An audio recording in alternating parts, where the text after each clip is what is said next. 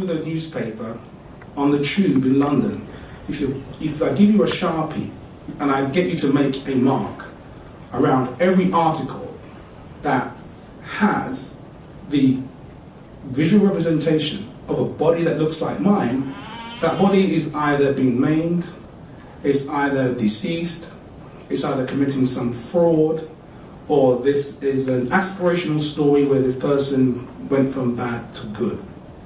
But there's no stories about love, happiness, joy, wonder, the ability to have wonder. And that's what really frightens me, the fact that our capacity to dream has been completely erased by institutions of learning, by spaces of so-called cultural information, museums and galleries. So then that kind of really reinforced the reason why I became a practitioner.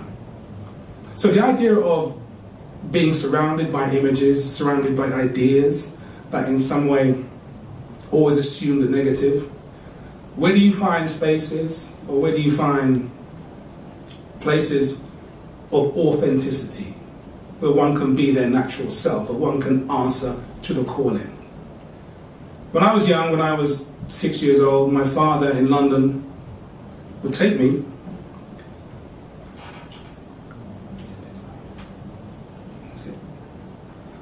as it go forward.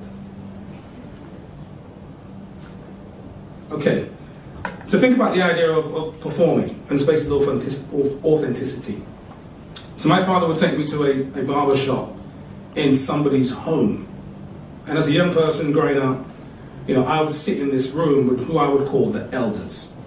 We'd wait forever to get a haircut, because in the 70s, there was very little money for black entrepreneurship. So all these barber shops were in people's homes. So I'd go in, there was always a back room, there's all these elders smoking Benson and Hedges and drinking Carlsberg and playing dominoes. And all I would hear is stories of the Caribbean or stories from the African diaspora. And as a 5-year-old child, this is my first institute of learning. I'm actually learning about the diaspora through the storytelling of these elders. What I began to understand also was that your hair carries a trace of your ancestors. And as I began to grow in that space, I began to work out ways of seeing and comprehension. And when I got to 18, I began to learn to cut hair myself. And at that time, I was starting my BA at the Royal College at the Central St. Martin's School of Art. And there was some mention here about code switching.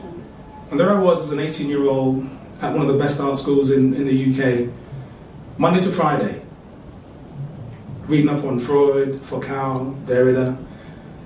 And then on the weekend, I'm working in this barber shop, engaging in the community, with my community, on another level of consciousness. And living this dual life was very, very difficult. So I began to fold these two spaces together and began to utilize that space, that barbershop space, as a place that I could articulate all of those stories that I was learning. So I can go to the next one. Where did it all go? No, it won't go. So what you see here is my most recent piece, and this is actually a barber chair, gold-plated with 24 karat gold. And it's paid for by UW Research. It's not bad, is it? And the one before it is a gold-plated 24 karat barber clipper. And this was part of a show that I just recently did called the Duppy Conqueror. Duppy Conqueror is in some respects my alter ego. It's this character, it's a masked character, and you can find information on it online.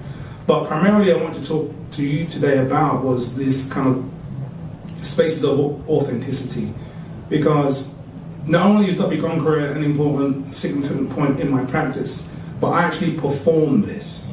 So what happens is, anytime this piece is shown and we have a discussion around the work, I bring a barber chair into the gallery. I pull somebody from the audience and I start cutting their hair and we talk. We talk about life, love, relationships. And people begin to understand that the barbershop space is a space of integrity. It's a space that every single one of you in here has had some relationship with. You go there through to be a better version of yourself. You go there when you're going through some life-changing experience, going to a funeral or going to a wedding. And it's a place of learning, and it's a space of caring.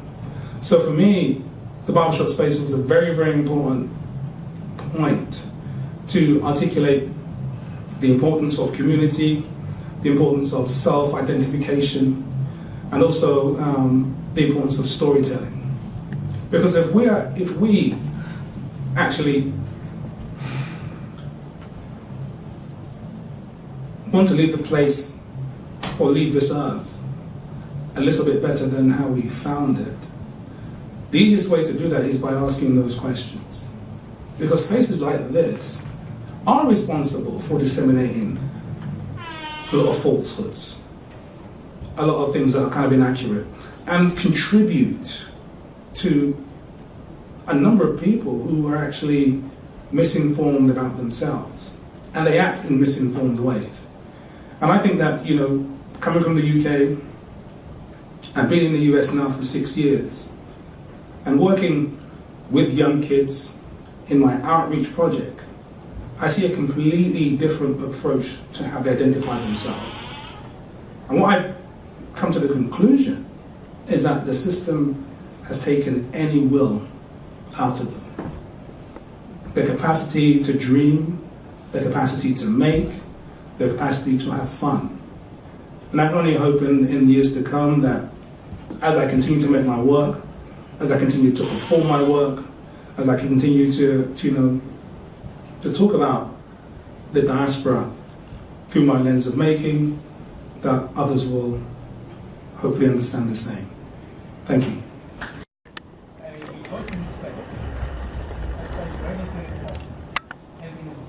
Things are limited.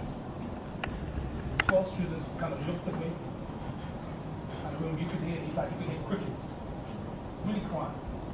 And I says, are you telling me none of you in here has the capacity or the ability to just imagine? Is it that every single one of your classes requires you to be something that somehow just has to somehow regurgitate knowledge and information? What I'm asking you is not on the script. What I'm asking you is not on the menu. I'm asking you just to go into your own playful space and tell me something that's funny, that's fun. How about a room full of candy floss and I can eat a chair, I can eat a table? Then they began to catch it. So I'm just wondering if maybe the way that we're teaching needs to change. Maybe we need to incorporate more things from the arts into all of our classes. Because they always say that, you know, when students have the arts implicated in their lives, they are better critical thinkers, you know, they are analytical, problem solve. You know, for me, it's the basis of all kind of, you know, innovation. So for me, I'm not saddened, I'm really energized, but I'm slightly concerned that the reserve and the capacity to just be more forthcoming and be playful in your